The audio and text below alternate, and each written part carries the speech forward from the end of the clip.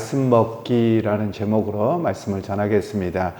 오늘 본문은 이제 애언시로 알려져 있기도 하고요. 또 제의적 시라고도 합니다. 제의적이라는 말은 하나님 앞에 제사를 드리는 그런 형식과 찬양에서 드릴 때 제의라는 말을 사용합니다. 그래서 이것은 하나님 앞에 제사를 드리면서 우리가 어떻게 믿음으로 고백하고 서야 되는가, 이런 내용들이 담겨져 있습니다. 그러면서 오늘 본문의 말씀에서 1절의 말씀에는 이제 우리의 능력이 되시는 하나님을 향하여 기쁘게 노래하며 야곱의 하나님을 향하여 즐거이 소리칠지어다. 이 말씀은 자기들의 조상들에 대한 이야기를 하면서 비록 그들이 정직하지 못하고 하나님 앞에 올바르게 서지 못했음에도 불구하고 하나님께서 야곱을 기억하사 우리를 지금까지 인도하셨던 하나님에 대한 노래로 시작을 합니다. 그러면서 하나님은 어떤 분이시느냐, 변함없이 은혜를 베푸시는 분임을 먼저 선포하고 시작하는 것이죠. 사실 여러분, 우리도 그렇습니다. 우리가 하나님 앞에서 이렇게 보면 우리가 맨날 이렇게 변덕이 심합니다. 믿음이 있는 척 했다가 금방 믿음이 없다가 매번 이러거든요. 그럼에도 불구하고 하나님께서는 우리의 기분 따라서 행하지 않으십니다. 그래서 하나님의 변함없이 우리를 사랑하시고 은혜를 베푸시는 것을 먼저 이야기를 합니다. 그래서 오늘 또 하나님의 신실하심 때문에 예배의 자리에 있는 것이고, 그 하나님의 신실하게 변함없이 우리를 사랑하시는 그 사랑 때문에 오늘 또 믿음으로 살고 고백합니다. 이것이 바로 우리의 믿음이요 고백이라고 할 수 있습니다. 그러면서 3절 말씀에는 초하루와 보름과 우리의 명절에 나팔을 불지어다. 이는 이스라엘의 율례요 야곱의 하나님의 규례로다. 이것은 초막절에 지금 불려지는 찬양이었는데요. 여기에서는 나팔을 불 때는 초막절을 이스라엘 백성들은 새로 잡았습니다.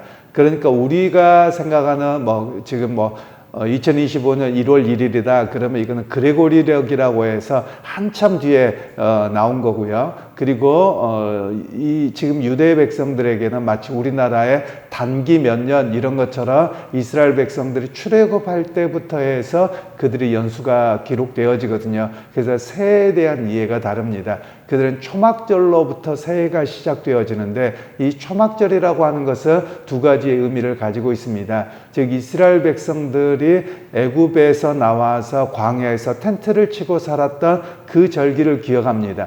그러면서 그들이 그 살아가는 과정 속에서 하나님의 때를 따라 공급하셨고 필요로 함께 하셨고 지키셨던 하나님, 돌보셨던 하나님을 고백하는 것이 바로 이 초막절이고, 그것이 새해의 시작이라는 것이죠. 그리고 나중에 이스라엘 백성들이 가나안에 정착했을 때 이 초막절은 추수감사절입니다. 그래서 하나님 앞에서 우리에게 필요를 따라 공급하셨고 또 곡식을 주셨고 또 때를 따라 이른 비와 늦은 비로 우리에게 함께 하셨던 하나님을 찬양하는 절기가 바로 이 초막절입니다. 그러니까 이 새로운 시작은 어떤 시작이냐, 하나님의 공급하심이요 하나님의 돌보심으로 시작합니다. 이 고백이 바로 이 초막절로 시작되어지는 날이라고 말할 수 있습니다. 그러면서 하나님께서는 이들에게 요셉의 족속에게 증거로 삼으셨다라고 5절에 말씀하고 있는데요.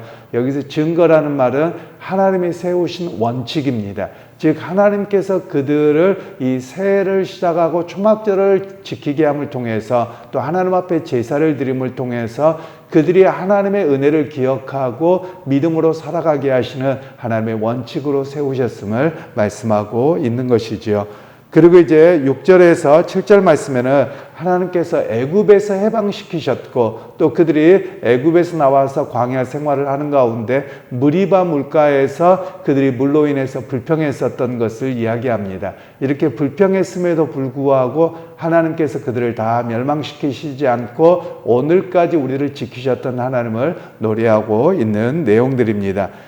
이 내용은 출애굽기 17장에 나와 있는 내용인데요. 그들이 이스라엘 백성들의 문제가 뭐냐면 조금만 힘들면 불평하는 겁니다. 그게 우리 인간 모두의 문제이기도 하지요.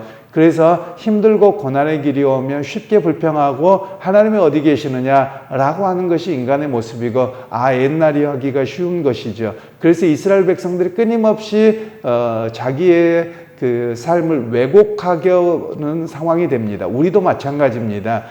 우리는 과거에 지금 현재 어떤 상황이 안 좋잖아요. 그럼 옛날에 이걸 잘못 선택해서 그래 라고 하면서 자꾸 후회하고 왜곡을 하는 겁니다.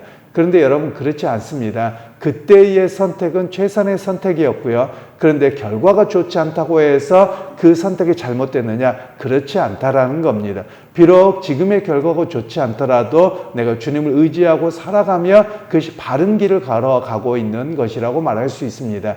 그러게 여러분 우리가 자꾸만 후회하고 또 우리의 오늘의 삶이 어렵다고 과거를 왜곡하는 그런 모습이 아니라 과거의 선택은 우리가 기도하면서 최선을 다했다며 그건 바른 선택이었고 결과가 좋지 않은 것은 상황이 그렇게 된 것이다. 이렇게 인식할 필요가 있음을 우리에게 말씀합니다.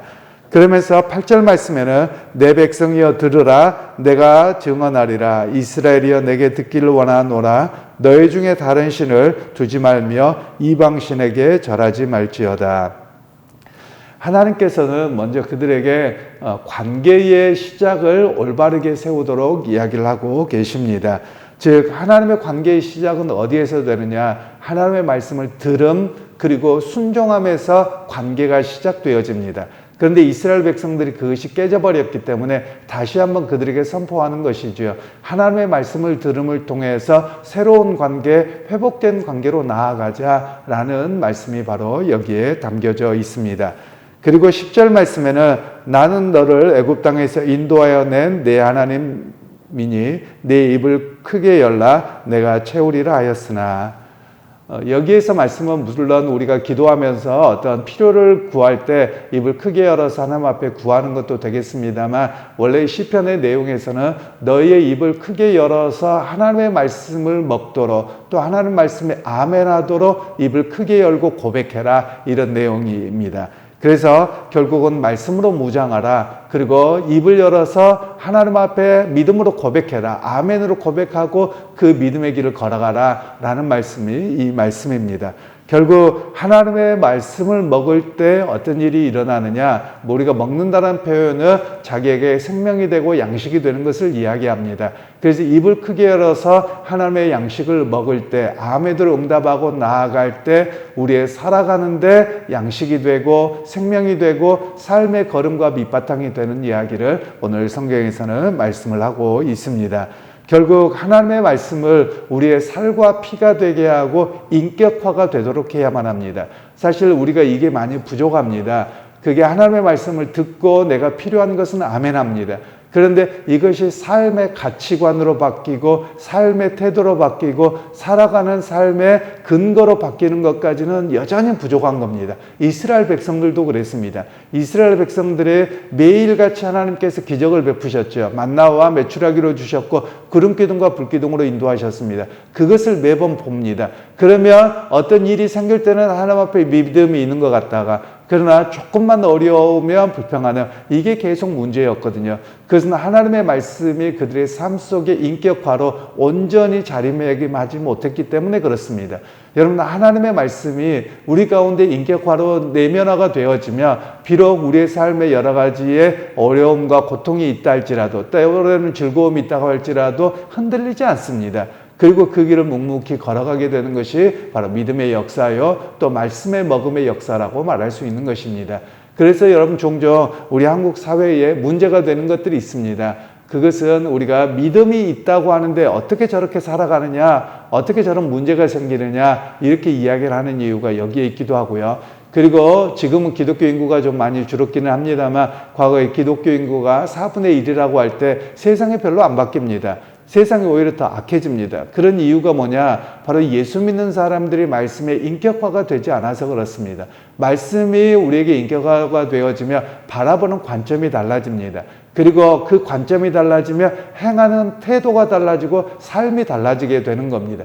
그런데 우리는 예수 믿는 것과 교회 나오는 것 그리고 삶의 태도가 전혀 바뀌지 않는 그런 모습이 현재 우리가 겪고 있는 모습이라고 할 수 있습니다. 어찌 보면 이스라엘 백성들의 모습과 우리의 모습이 너무 유사하다고 말할 수 있는 것이죠. 그래서 우리가 끊임없이 해야 될 일들이 있습니다. 말씀을 그냥 듣고 끝나는 것이 아니라 그 말씀을 나에게 적용하는 겁니다. 적용하는 건 사람마다 조금씩 다릅니다.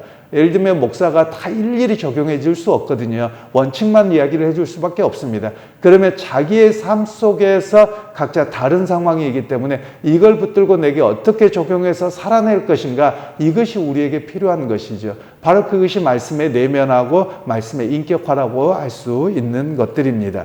결국 우리에게 변화는 어떤 것으로 나타나느냐, 말씀을 먹고 내 것으로 완전히 소화가 되고 그것이 삶으로 나타날 때 믿음의 역사가, 말씀의 먹음의 역사가 일어난다라는 것입니다. 그런 측면에서 여러분, 오늘 우리가 고백해야 될 일들이 있죠.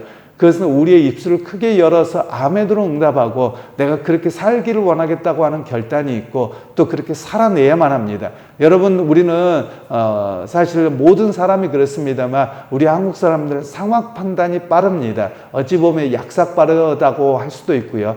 그래서 이것이 유리할 건가 불리할 건가를 빨리 판단합니다. 그래서 우리가 그거에 따라서 빨리 움직입니다. 그런데 여러분, 믿음의 사람은 조금 미련하게 살아도 괜찮습니다. 왜냐하면 비록 이것이 내게 이익이 조금 이렇게 덜 된다고 하더라도, 또 때로는 이익이 좀 된다고 하더라도 조금 덜 하는 겁니다. 하나님의 말씀을 따라 살아가며 묵묵하게 그 길을 가는 것이 좀 필요하다라는 것이죠. 물론 여러분들에게 뭐 경제적으로 손해봐라 이런 이야기가 아닙니다. 비록 우리가 세상에 살아가면서 하나님의 믿음의 사람들로 살아가기 위해서는 조금은 묵묵하게 좀 그 길을 살아감이 필요한 것이지요. 그래서 여러분, 우리가 종종 힘들 때가 뭐냐면 말을 너무 쉽사리 바꿉니다. 이랬다가 금방 안 그랬다가 이런 이야기로 살아가는 것이 아니라, 비록 내가 좀 말을 좀 늦게 하고 또 때로는 내가 어떤 삶을 살아갈 때 조금은 늦다고 할지라도 그냥 진득하게 그 말씀을 붙들고 살아가고 변덕을 부리지 않는 모습이 바로 말씀을 따라 살아내는 그런 삶의 태도라고 말할 수 있는 것이지요. 그러기에 여러분, 오늘 하루의 삶 속에서도 하나님의 말씀을 따라 오늘 또 살아내는 믿음의 역사가 있기를 소원합니다. 그래서 세상의 시류에 편승해서 살아가고 그때그때에 따라서 입장이 바뀌는 자가 아니라 하나님의 말씀이라고 하며 그 말씀에서 흔들리지 않고 우리의 입을 크게 열어서 아멘으로 응답하면서 삶의 자리로 말씀의 내면화가 이루어져서 승리하는 그런 오늘 하루의 삶이 되시기를 주님의 이름으로 축원합니다. 하나님, 오늘 또 이스라엘 백성들이 하나님과의 관계가 바르게 이루어지지 않음을 통해서 끊임없이 변덕을 부리고 믿음의 길에서 이탈하고 반복을 했던 것이 그들의 모습이요, 오늘 우리의 모습이기도 합니다. 하나님, 오늘 우리를 진득하게 붙들어 주셔서 말씀에서 벗어나지 않게 하시고 입을 크게 열어 아멘함으로 한 걸음 한 걸음 믿음의 사람으로 변화가 되어지는 우리의 모습이 되게 하옵소서. 예수님의 이름으로 기도하옵나이다. 아멘.